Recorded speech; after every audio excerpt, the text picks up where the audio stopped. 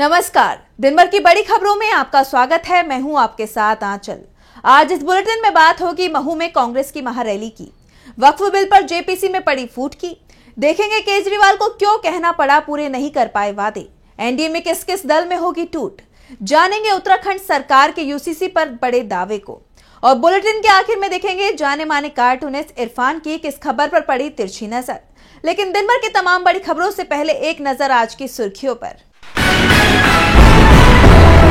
कोलकाता के आरजीकर मामले में राज्य और सीबीआई की अपील पर सुनवाई, हाईकोर्ट ने फैसला रखा सुरक्षित, आरोपी की सजा बढ़ाने के लिए दायर की गई है याचिका।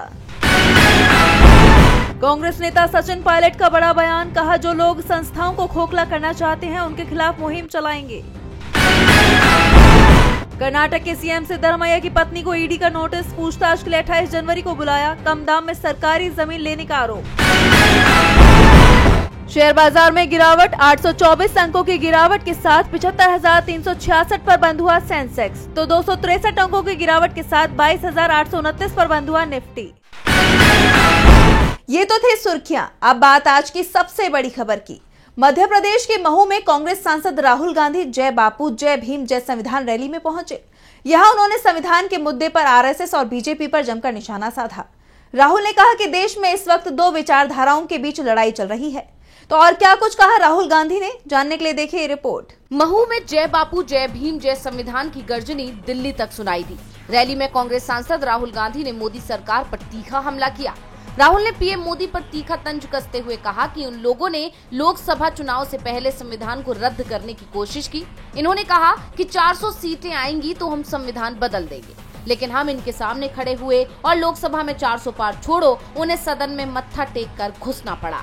राहुल ने कहा कि जिस दिन ये संविधान खत्म होगा उस दिन देश के गरीबों के लिए कुछ नहीं बचेगा, दलित आदिवासी पिछड़ों के लिए देश में कुछ नहीं बचेगा, इनका यही लक्ष्य है। राहुल ने कहा कि लड़ाई संविधान, बीजेपी और आरएसएस के बीच है। ये चाहते हैं कि आजादी से पहले जैसा था वैसा ही अब भी हो, गरीबों के हाथ कुछ ना आए। आगे का रास्ता क्या है? सबसे पहले आप एक चीज नोट कीजिए, अस्पताल निजी हाथों में जाते हैं। आप अस्पताल जाओ, लाखों रुपए अरबपतियों को दो, बच्चों को कॉलेज भेजो, लाखों रुपए अरबपतियों को दो, ये सोचकर कि सर्टिफिकेट मिलेगा, मगर जो सर्टिफिकेशन आपको मिल रहा है बिना रोजगार के वो कचरा है। आपको गुलाम बनाया जा रहा है। दलितों को, पिछड़ों को, गरीब जनरल कास्ट के लोगों को एक बार फिर गुलाम बनाया जा रहा है। आप देखते जा रहे हो, आपकी लाइफ बर्बाद हो रही है। रैली में कांग्रेस अध्यक्ष मल्लिकार्जुन खड़गे ने गृह मंत्री अमित शाह पर तीखा हमला करते हुए कहा कि शाह कहते हैं अंबेडकर अंबेडकर, इतनी बार कह रहे हो, अगर भगवान का नाम लेते तो वो मिल जाते। ये ऐसे लोग हैं, अगर जिंदा रहना चाहते हो तो लड़ो, तभी शाह जैसे लोग भागेंगे। बाबा साहेब ने संविधान दिया, सबको साथ लेकर चले। बीजेपी और आरएसएस को लेकर खड़गे ने कहा कि आज जो लोग कांग्रेस को कोसते हैं उन्होंने आजादी के लिए कुछ नहीं किया, सिर्फ अंग्रेजों की नौकरी की। इनका कोई योगदान देश की आजादी में नहीं था। क्या ऐसे लोगों को आप माफ करेंगे? इन लोगों को सबक सिखाना है तो एकजुट हो जाओ। राहुल और खड़गे ने बीजेपी की टेंशन बढ़ा दी है, तो वक्फ बिल पर भी बीजेपी की टेंशन बढ़ती दिखाई दे रही है। जेपीसी ने वक्फ बिल पर मोहर लगा दी है, विपक्ष के संशोधनों को खारिज कर दिया है, लेकिन इस बिल को लेकर अभी भी एनडीए के अंदर ही एक राय बनती नहीं दिख रही है। तो जेपीसी की बैठक में वक्फ बिल पर हुए क्या फैसले, जानने के लिए देखिए रिपोर्ट। वक्फ संशोधन बिल पर जेपीसी ने मोहर लगा दी है। इस बिल को लेकर हुई बैठक में सत्ता पक्ष की तरफ से रखे गए प्रस्तावों को मंजूरी दे दी गई, तो विपक्ष के सभी प्रस्ताव खारिज कर दिए गए। बीजेपी सांसद जगदम्बिका पाल के नेतृत्व वाली जेपीसी में विपक्षी सांसदों की तरफ से 44 संशोधनों का प्रस्ताव रखा गया, लेकिन किसी को भी स्वीकार नहीं किया गया। विपक्ष की तरफ से पेश किए गए हर संशोधन के पक्ष में 10 वोट पड़े, जबकि विरोध में 16 वोट पड़े। इसलिए विपक्ष के सभी 44 संशोधन नामंजूर कर दिए गए। सत्ता पक्ष की तरफ से 14 संशोधन दिए गए थे, वो सभी 14 संशोधन पारित हो गए। अब सभी सदस्यों के बीच ये रिपोर्ट सर्कुलेट की जाएगी। 29 जनवरी को रिपोर्ट स्वीकार होगी। अगर विपक्ष अपना डिसेंट नोट देंगे तो उसको भी रिपोर्ट का हिस्सा बनाया जाएगा। अभी तक लगभग 500 पेज की रिपोर्ट है। डिसेंट नोट के बाद पेज की संख्या बढ़ेगी। विपक्ष के सांसदों ने इसे लेकर मनमानी का आरोप भी लगाया है। बता दें कि इससे पहले भी जेपीसी में विपक्षी सांसदों के साथ एनडीए सांसदों के टकराव की लगातार खबरें आती रही। विपक्ष का हर बार यही दावा होता था कि उन्हें बोलने नहीं दिया जा रहा, विपक्ष की आवाज दबाई जा रही है और जेपीसी अध्यक्ष भी मनमानी पूर्वक काम कर रहे हैं। इससे पहले पिछले हफ्ते विपक्षी सांसदों ने लोकसभा अध्यक्ष ओम बिरला को पत्र लिखकर अपनी चिंता व्यक्त की। उन्होंने कहा कि जगदम्बिका पाल 5 फरवरी के दिल्ली चुनाव को ध्यान में रखते हुए वक्फ संशोधन विधेयक को जल्दबाजी में पारित कराने की कोशिश कर रहे हैं और अब बीजेपी इस कोशिश में कामयाब भी हो गई है। दावा तो यहाँ तक किया जा रहा है कि 3 या 4 फरवरी को इस बिल को संसद में पेश भी किया जा सकता है, जिसका असर 5 फरवरी को दिल्ली विधानसभा चुनाव के लिए होने वाली वोटिंग पर दिखाई देगा। बिल में जो बड़े बदलाव किए गए हैं उसमें कोई संपत्ति वक्फ है या नहीं, इसके निर्धारण का अधिकार बिल में जिला कलेक्टर को दिया गया था, लेकिन कमेटी ने इसे बदलाव करने की सिफारिश की है। अब कलेक्टर के बजाय राज्य सरकार की ओर से नामित अधिकारी उसका फैसला करेगा। नया कानून रेट्रोस्पेक्टिव लागू नहीं होगा, बशर्ते कि वक्फ संपत्ति पंजीकृत हो, यानी जो वक्फ संपत्तियां रजिस्टर्ड हैं उन पर असर नहीं पड़ेगा, लेकिन जो रजिस्टर्ड नहीं है उनके भविष्य का फैसला बिल में तय मानकों के हिसाब से होगा। हालांकि कांग्रेस सांसद और जेपीसी सदस्य इमरान मसूद ने कहा कि 90% वक्फ संपत्ति पंजीकृत नहीं है। पहले था कि जो भी वक्फ संपत्ति दान करता वो 5 साल से मुस्लिम धर्म का पालन करता हो, पर अब ये कर दिया गया है कि जो भी 5 साल से मुस्लिम धर्म का पालन कर रहा है वो डेमोन्स्ट्रेटिव भी होना चाहिए कि वो 5 साल से प्रैक्टिसिंग और डेमोन्स्ट्रेटिव मुस्लिम है, यानी 5 साल से नमाज आदि पढ़ता हो, ये साबित करना होगा। वक्फ बिल को लेकर मोदी सरकार की संसद में बड़ी परीक्षा होनी है, तो वहीं दिल्ली में इस समय बीजेपी, आम आदमी पार्टी और कांग्रेस को भी एक और परीक्षा देनी है। विधानसभा चुनाव चल रहे हैं, इसे लेकर आपने मैनिफेस्टो जारी किया, लेकिन केजरीवाल ने इस दौरान माफी भी मांगी। तो क्यों केजरीवाल ने मांगी माफी और क्या है आपके मैनिफेस्टो में, जानने के लिए देखिए रिपोर्ट। दिल्ली चुनाव हर बीतते दिन के साथ और ज्यादा दिलचस्प होता जा रहा है। 27 जनवरी को आम आदमी पार्टी ने दिल्ली वासियों के लिए अपना मैनिफेस्टो लॉन्च किया। इस मैनिफेस्टो में केजरीवाल ने 15 वादे किए, जिसमें उन्होंने बेरोजगारी खत्म करने पर फोकस, महिलाओं को हर महीने 2100 रुपए, बुजुर्गों का मुफ्त इलाज सहित तमाम ऐलान किए। इसके साथ ही केजरीवाल ने 2020 के किए गए वादे न निभा पाने को लेकर दिल्ली वासियों से माफी भी मांगी। उन्होंने कहा कि जिन पिछले वादों को हम पूरा नहीं कर पाए हैं उसे इस बार जीतने पर हम पूरा करेंगे। इसके साथ ही केजरीवाल ने हरियाणा सरकार पर यमुना के पानी में जहर मिलाकर भेजने का आरोप लगाया। उन्होंने कहा कि दिल्ली में पीने का पानी यमुना में हरियाणा से आता है। भाजपा की हरियाणा सरकार ने यमुना के पानी में जहर मिलाकर भेजा है। केजरीवाल ने दावा किया कि दिल्ली जल बोर्ड ने उस पानी को दिल्ली में आने से रोक दिया, नहीं तो दिल्ली में बड़ी संख्या में लोगों की जान चली जाती, लेकिन इससे दिल्ली के कई तिहाई हिस्से में पानी की कमी हो गई। केजरीवाल ने कहा कि ऐसी राजनीति 2 दुश्मन देश करते हैं, लेकिन भाजपा सरकार ने भी यही किया है। वहीं कांग्रेस ने आम आदमी पार्टी पर तीखा हमला किया। पंजाब में डॉक्टर अंबेडकर की प्रतिमा के साथ हुई छेड़छाड़ को लेकर केजरीवाल और पंजाब के सीएम भगवंत मान पर सवाल उठाए। कांग्रेस ने कहा कि अरविंद केजरीवाल को न बाबा साहेब के प्रति सम्मान है, न जनता के लिए कोई संवेदनशीलता है। वो सिर्फ और सिर्फ एक वोट जीवी व्यक्ति है। दिल्ली में सियासी पारा चढ़ा हुआ है तो महाराष्ट्र में संजय राउत के दावे ने हलचल बढ़ा दी है। शिवसेना यूबीटी सांसद संजय राउत ने बड़ा खुलासा किया है। उन्होंने कहा है कि जल्द ही केंद्र में बीजेपी बहुमत में आ जाएगी और बीजेपी के जो सहयोगी हैं वो सभी खत्म हो जाएंगे, उन्हें बीजेपी तोड़ देगी। तो क्या है बीजेपी का प्लान, जिसे राउत ने सहयोगी दलों को पहले से ही किया है सावधान। देखिए रिपोर्ट।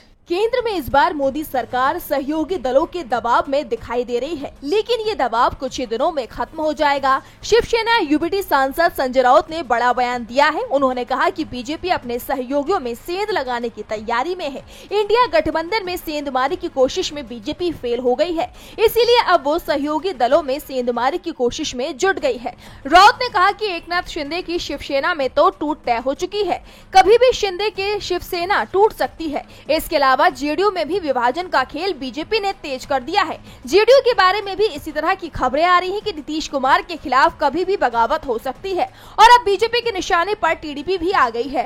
राउत ने कहा कि बीजेपी की आदत है मित्र दलों को कमजोर करना, उन्हें तोड़ना। हमारे साथ उन्होंने ये किया और अब जो उनके साथ है उनके साथ ये सब हो रहा है। लोकसभा में इन तीनों ही दलों के पास 35 सीटें हैं, जबकि बीजेपी के पास 240 सदस्य हैं। लोकसभा में बहुमत का आंकड़ा 272 का है और बीजेपी इन तीनों ही दलों में सेंधमारी कर 272 सदस्यों के समर्थन की कोशिश में जुटी हुई है।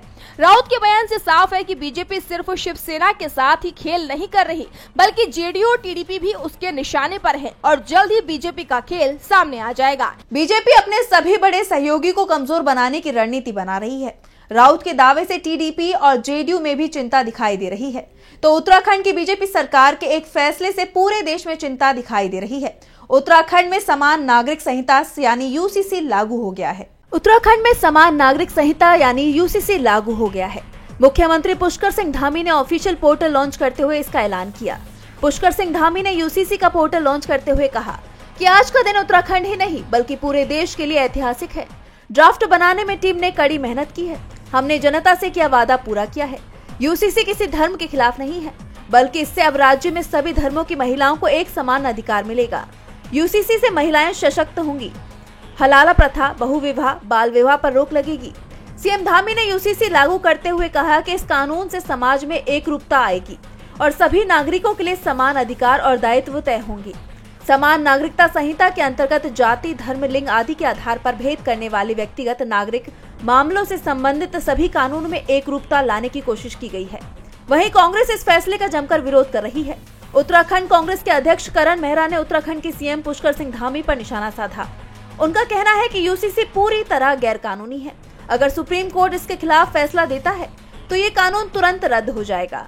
यूसीसी पर टकराव बढ़ना तय माना जा रहा है, तो टकराव बीजेपी के अंदर भी दिखाई दे रहा है।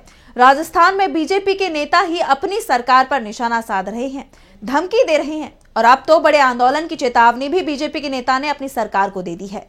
तो क्या है पूरा मामला, देखिए इस रिपोर्ट में। राजस्थान में जब से बीजेपी सरकार बनी है तभी से पार्टी के अंदर अनबन की खबरें लगातार सामने आ रही हैं। कैबिनेट मंत्री डॉक्टर किरोड़ी लाल मीणा के बाद अब बीजेपी के ही नेता विजय सिंह बेंसला ने बीजेपी के खिलाफ बगावत करने के संकेत दे दिए हैं। दरअसल पिछले दिनों गुर्जर समाज का एक सम्मेलन हुआ। इस सम्मेलन में कांग्रेस नेता सचिन पायलट और बीजेपी नेता विजय बेंसला सहित समाज के कई प्रतिनिधि मौजूद रहे। बेंसला ने अपने संबोधन में सरकार के प्रति अपनी नाराजगी साफ जाहिर कर दी। बेंसला ने कहा कि सरकार गुर्जर समाज को हल्के में ना ले, हम पटरियों पर बैठना भूले नहीं है। गुर्जर समाज सरकार से खुश नहीं है। समाज की कई मांगे हैं जो अभी तक पूरी नहीं हुई है। सरकार द्वारा वादा किए जाने के बाद भी अधूरी पड़ी है। बेंसला ने कहा कि उनके समाज के लोग कहते हैं कि भजनलाल कैबिनेट में उनके समाज का एक भी मंत्री नहीं है। आरक्षण आंदोलन के दौरान समाज के लोगों पर जो मुकदमे दर्ज हुए थे उन मुकदमों को वापस लेने को समझौता हो चुका है। 1.25 साल बीत गया लेकिन एक भी मुकदमा वापस नहीं लिया गया। एमबीसी आरक्षण को अभी तक संविधान की 9वीं अनुसूची में नहीं डाला गया। बेंसला ने कहा कि इस तरह के कई बड़े मामले हैं जो गुर्जर समाज के दिल में है। समाज की ये पीड़ा कब तक दबाकर बैठेंगे? इन्हीं मुद्दों को लेकर मुझे ये कहना पड़ा कि गुर्जर समाज पटरियों पर बैठना भूले नहीं है। बता दें कि विधानसभा चुनाव के दौरान भाजपा ने विजय सिंह बेंसला को टिकट दिया था। उन्हें टोंक के जिले के देवली उनियारठ सीट से चुनाव लड़ाया गया, लेकिन कांग्रेस प्रत्याशी हरीश मीणा के सामने बेंसला चुनाव हार गए। ऐसे में देखना होगा कि बीजेपी की भजनलाल सरकार बेंसला की इस नाराजगी को दूर करती है या फिर किरोड़ी लाल मीणा की तरह उन्हें भी नजरअंदाज करती है। गुर्जर आरक्षण एक बार फिर बीजेपी सरकार की मुसीबत बढ़ाता दिखाई दे रहा है, तो दूसरी तरफ भारत के पड़ोसी मुल्क बांग्लादेश में मची हलचल का असर भी देश पर पड़ता दिख रहा है, क्योंकि अब बांग्लादेश में सेना के अंदर ही बगावत की खबरें आती दिखाई दे रही हैं। देखिए रिपोर्ट। बांग्लादेश में यूनुस सरकार की मुश्किलें बढ़ती नजर आ रही हैं। खबर आ रही है कि बांग्लादेश में एक और तख्ता पलट की तैयारी हो गई है। बांग्लादेश में तख्ता पलट के बाद से जो हालात बने हैं, अंतरिम सरकार अब तक उन्हें संभाल नहीं पाई है। ऐसे में सबकी उम्मीदें बांग्लादेश की सेना से थीं, लेकिन बांग्लादेश सेना में बगावत की अटकलें लगाई जा रही हैं। एक रिपोर्ट में दावा किया गया है कि देश में चल रही राजनीतिक उठापटक के बीच बांग्लादेश सेना प्रमुख वकार उज जमा को हटाया जा सकता है। इस्लामी रुख वाले लेफ्टिनेंट जनरल मोहम्मद फैजुर रहमान कथित तौर पर इस योजना को अंजाम दे सकते हैं। लेफ्टिनेंट जनरल मोहम्मद शाहीनुल हक और मेजर जनरल मोहम्मद मोइन खान का नाम भी साजिश में सामने आ रहा है। दरअसल मौजूदा सेना प्रमुख जनरल वकार उज जमा मध्यमार्गी सोच रखते हैं। वो हिंदुस्तान के प्रति सकारात्मक रवैया रखना चाहते हैं और यही वजह है कि अब उनके खिलाफ भी विद्रोह होने की संभावनाएं प्रबल हो गई हैं। और बांग्लादेश में इस तरह की उथल पुथल का पुराना इतिहास रहा है। बांग्लादेश में सेना सत्ता में हस्तक्षेप करती रही है। ऐसे में जल्दी ही एक और तख्ता पलट हो सकता है। इस बीच अमेरिका के राष्ट्रपति डोनाल्ड ट्रंप ने बांग्लादेश को दी जाने वाली सभी तरह की मदद को बंद करने का फैसला लिया है। रिपोर्ट्स के मुताबिक United states agency for international development ने बांग्लादेश में अपनी सभी परियोजनाओं को बंद करने की बात कही है। अमेरिका का यह फैसला बांग्लादेश के लिए एक बड़ा झटका माना जा रहा है। अमेरिका के इस कदम से लाखों श्रमिकों का रोजगार छिन सकता है। ऐसे में यूनुस सरकार मुश्किलों से घिर गई है। और बुलेटिन के आखिर में देखेंगे जाने माने कार्टूनिस्ट इरफान की किस खबर पर पड़ी तिरछी नजर।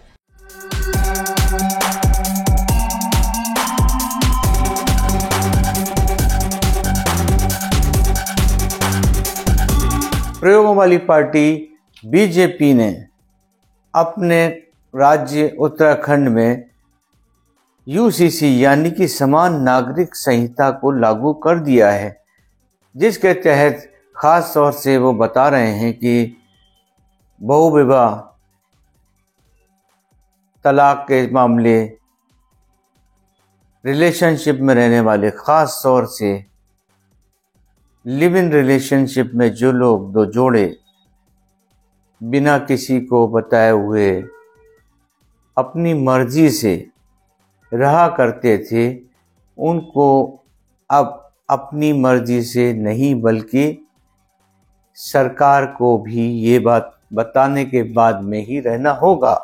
अगर वो नहीं रहते हैं तो उसके लिए उनको दंड मिलेगा, 10,000 रुपये का जुर्माना भी लगाया जाएगा। मतलब साफ है कि मियाँ बीबी राजी तो क्या करेगा काजी वाली बात अब नहीं चलने वाली।